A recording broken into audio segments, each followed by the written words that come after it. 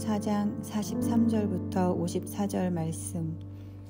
이틀이 지남에 예수께서 거기를 떠나 갈릴리로 가시며 친히 증언하시기를 선지자가 고향에서는 높임을 받지 못한다 하시고, 갈릴리에 이르심에 갈릴리인들이 그를 영접하니 그는 자기들도 명절에 갔다가 예수께서 명절 중 예루살렘에서 하신 모든 일을 보았음이더라. 예수께서 다시 갈릴리 가나에 이르시니 전에 물로 포도주를 만든 곳이라. 왕의 신하가 있어 그의 아들이 가버나움에서 병들었더니 그가 예수께서 유대로부터 갈릴리로 오셨다는 것을 듣고 가서 청하되 내려오셔서 내 아들의 병을 고쳐주소서 하니 그가 거의 죽게 되었음이라. 예수께서 이르시되 너희는 표적과 기사를 보지 못하면 도무지 믿지 아니하니라. 신하가 이르되 주여, 내 아이가 죽기 전에 내려오소서. 예수께서 이르시되 가라, 내 아들이 살아있다 하시니 그 사람이 예수께서 하신 말씀을 믿고 가더니 내려가는 길에서 그 종들이 오다가 만나서 아이가 살아있다 하거늘 그 낫기 시작한 때를 물은즉 어제 7시에 열기가 떨어졌나이다 하는지라. 그의 아버지가 예수께서 내 아들이 살아있다 말씀하신 그때인 줄 알고 자기와 그 온 집안이 다 믿으니라. 이것은 예수께서 유대에서 갈릴리로 오신 후 행한 두 번째 표적이니라. 아멘.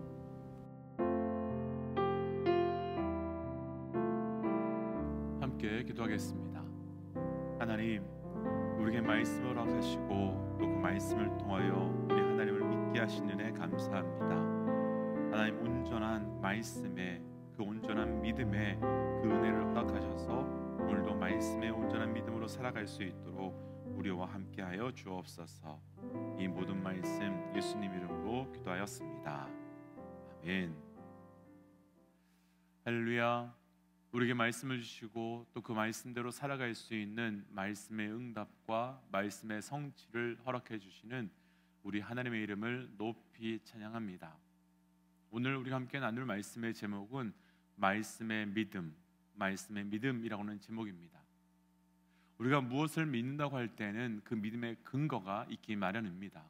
그래서 그 근거만큼 믿을 수 있게 되는 것이지요.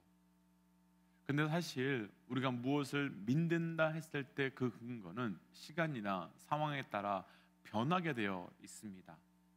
아무리 변하지 않는 것 같아도 변하게 되어 있는 것이 세상의 이치입니다. 그렇다면 그것은 과연 온전한 믿음이라 할 수 있을까요? 왜냐하면 근거가 변한다면 믿음도 변할 수도 있기 때문입니다. 하지만 말씀은 다릅니다.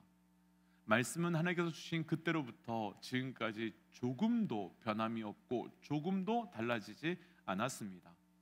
그래서 오늘은 우리에게 말씀이 근거가 되는 믿음이 어떤 믿음인지를 함께 묵상하고 저를 비롯한 우리 모든 믿음의 동역자들의 믿음이 조금도 변함없는 그 말씀이 근거되는 믿음 되어 우리의 믿음 또한 조금도 변하지 않는 믿음 되어 가시기를 주의 이름으로 축복하며 또한 도전합니다.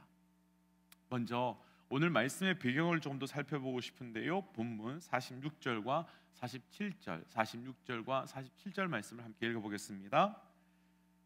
예수께서 다시 갈릴리 가나에 이르시니 전에 물로 포도주를 만드신 곳이라. 왕의 신하가 있어 그의 아들이 가버나움에서 병들었더니 그가 예수께서 유대로부터 갈릴리로 오셨다는 것을 듣고 가서 청하되 내려오셔서 내 아들의 병을 고쳐 주소서 하니 그가 거의 죽게 되었음이니라. 아멘. 오늘 말씀의 사건은 딱 한 가지입니다.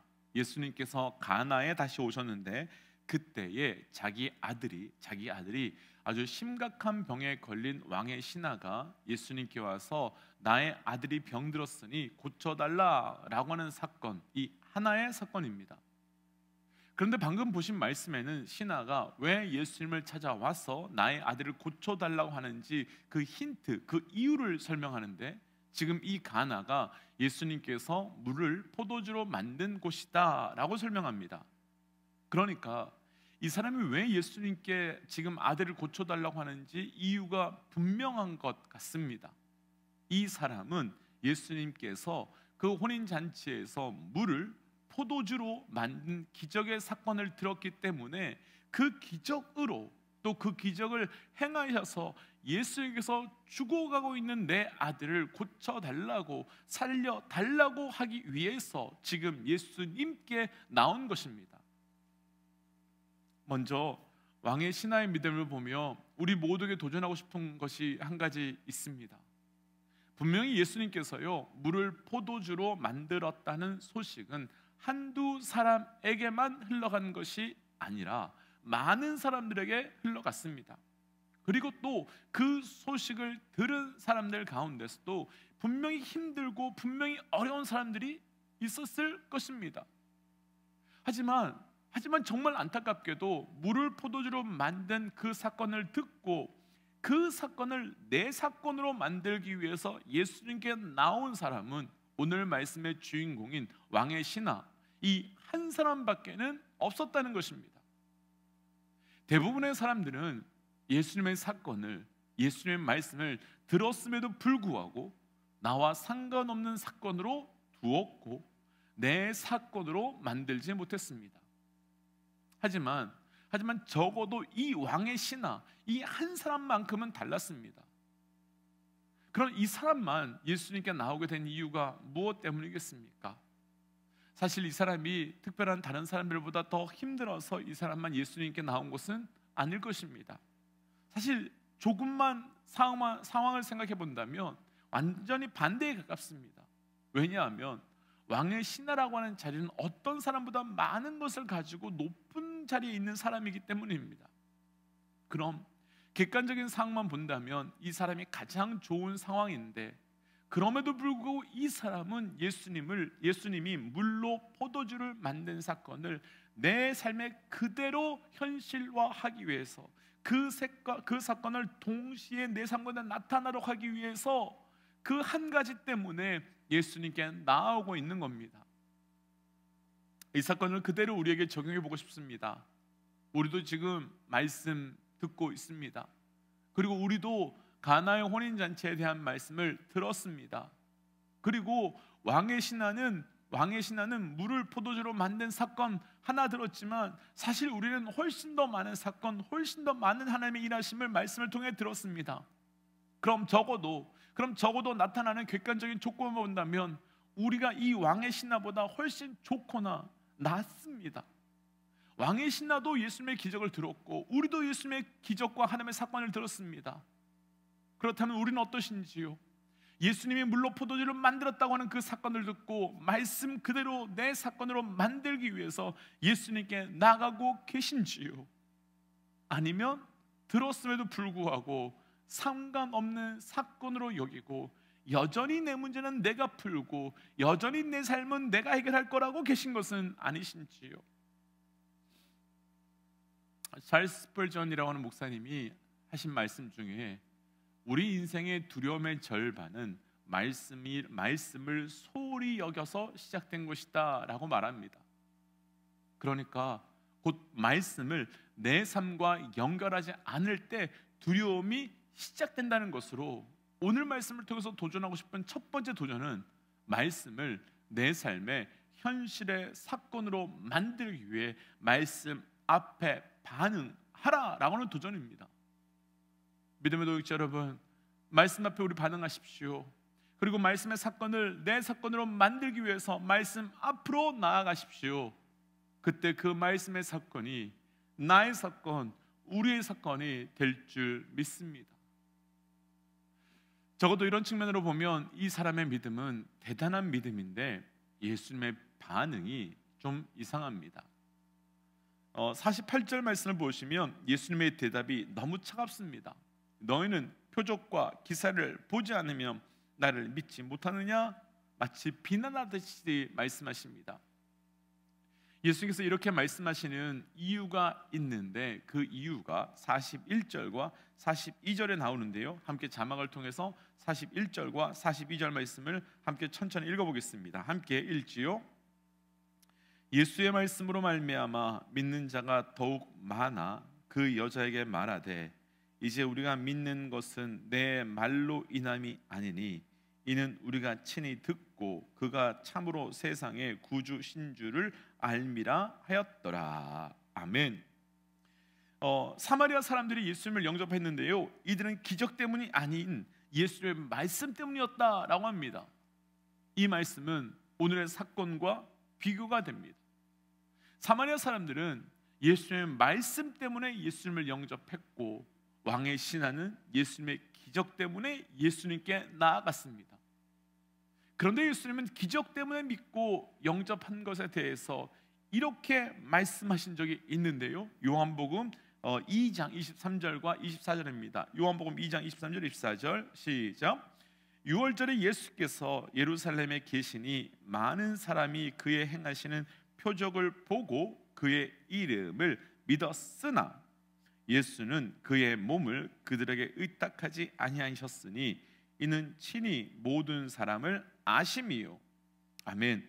예수님께서는 표적을 보고 믿고 영접한 사람들과 함께하지 않겠다라고 말씀하십니다. 왜일까?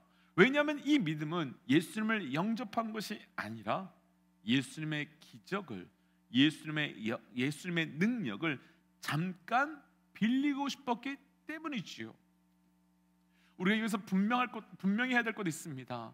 우리가 믿고 영접하는 건 그분의 기적의 능력 때문이 아니라 그분의 말씀 때문입니다. 그분이 바로 그리스도이기 때문에 우리는 영접하는 것입니다. 사실 기적 때문이라도 예수님에게 간 건 너무너무 귀한 믿음입니다. 왜냐하면 그럼에도 불구하고 예수님께 나아가지 않은 사람들이 훨씬 많기 때문이지요. 하지만 문제는 이런 기적의 믿음에는 분명한 한계가 있습니다. 오늘 말씀 49절 말씀을 보시면 그 기적이 분명히 행해지는데, 신하는 내 아이가 죽기 전에 그리고 아이가 있는 곳으로 가야 한다고 말합니다. 그럼 이 사람의 믿음은 어떤 믿음입니까? 죽기 전에 예수님이 직접 오셔야만 아들이 살 수 있고, 또 내 아들이 있는 곳으로 가야만 고칠 수 있다라는 생각이지요. 어떠신지요? 예수님은 죽은 사람은 못 살리시는지요? 예수님은 직접 가지 않으시면 못 살리시는지요? 아닙니다. 죽어도 살릴 수가 있고 가지 않으셔도 말씀만으로도 살리실 수 있는 분이 우리 예수 그리스도입니다. 그런데 왕의 신하는 믿음의 한계가 있었습니다. 왜냐하면 그 믿음의 근거가 물을 포도주로 만든 기적 때문이기 때문입니다. 우리가 이미 나누었지만 요한복음은 믿지 않는 자들을 위하여 쓴 것이 아니라 믿는 자들을 대상으로 쓴 복음서입니다.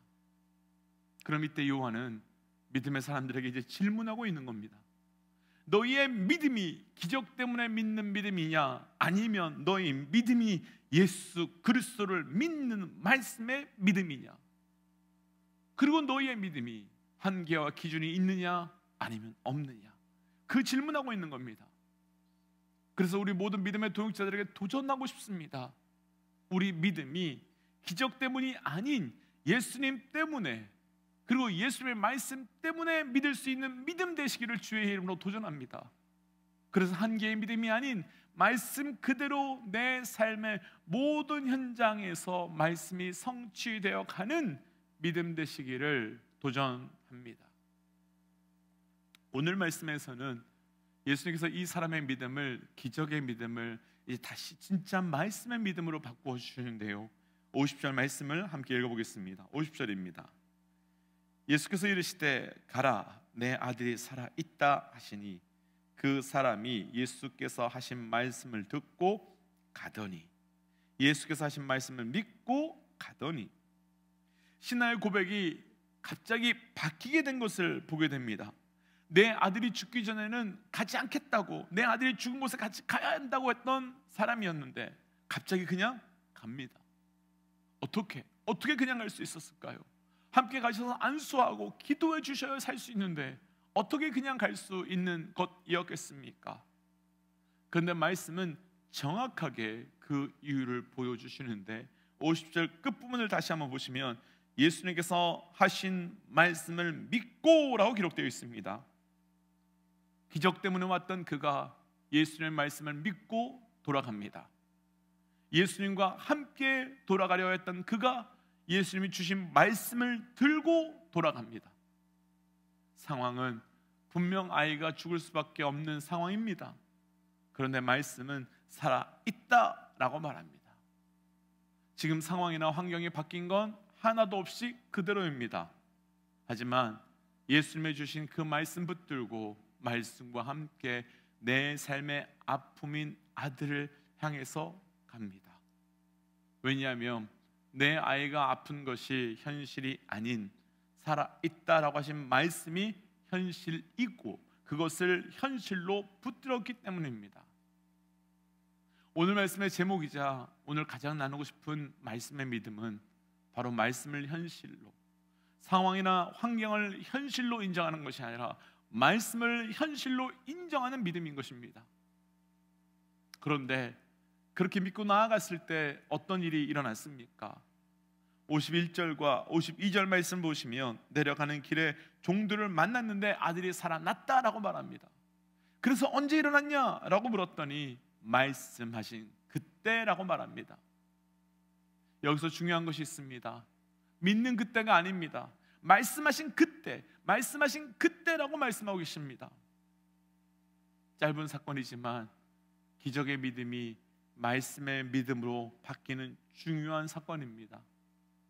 이 사람에게는 이제 말씀이 현실이 되었습니다.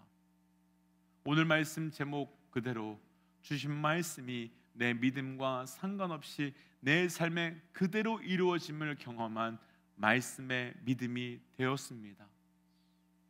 분명 나았다는 말씀 들고 내려갈 때는 그 누구보다도 말씀대로 되기를 간절히 소원하는 마음이 있었을 테지만 또 한편으로는 정말 말씀대로 될까? 정말 말씀대로 이루어질까? 라고는 염려와 두려움도 있었을 것입니다.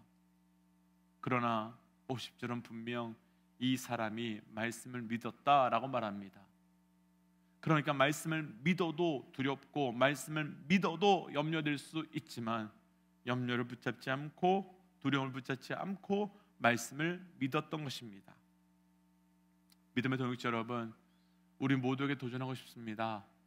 말씀을 현실로 인정하고 말씀을 약속으로 붙드십시오. 두려움이 없고 걱정이 없고 염려가 없어서 믿는 것이 아닙니다. 두렵고 걱정이 있고 염려가 있지만 그럼에도 불구하고 말씀을 붙들면 말씀이 우리의 삶에 현실이 되어 있는 것을 반드시 보게 될 것입니다. 때문에 도전하기는 저를 비롯하여 오늘 이 아침 말씀을 현실로 고백하며 말씀으로 살아가는 말씀의 믿음이 우리의 삶에 시작되어 가시기를 주의 이름으로 축복하며 도전합니다.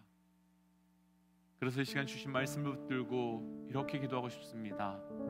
하나님, 현실이 아닌 말씀을 현실로 붙드는 그 믿음을 허락하여 주시고 말씀 앞에 온전히 반응할 수 있는 영적 은혜를 더하여 주옵소서라고 함께 기도하겠습니다. 함께 기도할까요? 하나님 오늘 주셨던 말씀 붙들고 합니다. 말씀 붙들고 싶습니다. 말씀을 붙들고 싶습니다. 말씀에 반응하고 싶습니다. 말씀에 붙들고 싶습니다. 말씀 앞에 반응하게 해주시고 내 삶이 아버지 말씀대로 펼쳐지고 말씀대로 성취되는 삶이 되게 하여 주옵소서. 하나님, 오늘 주신 말씀을 붙들고 기도합니다. 아버지, 나의 삶이 세상을, 상황을, 환경을 붙드는 것 아니라 철저히 말씀 붙드는 믿음 되게 하여 주옵소서. 하나님, 그래서 말씀으로 나아가며 말씀으로 일어나며 말씀으로 호흡할 수 있는 믿음 될 수 있도록 역사하여 주시고 그를 통하여서 우리 주 하나님 그 말씀의 놀라운 성취의 역사가 우리 가운데 나타나게 하여 주옵소서. 이 모든 말씀 예수님 이름으로 기도하였습니다. 아멘.